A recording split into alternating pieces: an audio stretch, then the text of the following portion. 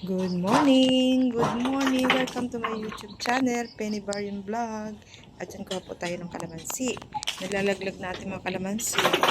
Yan, murang-mura na po ngayon ang presyo ng kalamansi. Buti tayo may nakukuha na pang gamit sa bahay. Yan at ang kalabaw.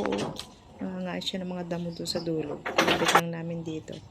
Ayan, hinog na mga kalamansi. Libre na.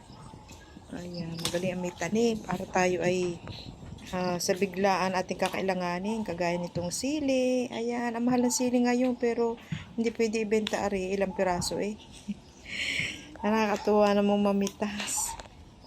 Tiga kaganda naman at nahinog sila ng tuloy-tuloy. Hindi sila tinutukan ng ibon dahil ito ay malalaki, hindi kagaya na ng siling labuyo na talagang type na type ng mga ibon.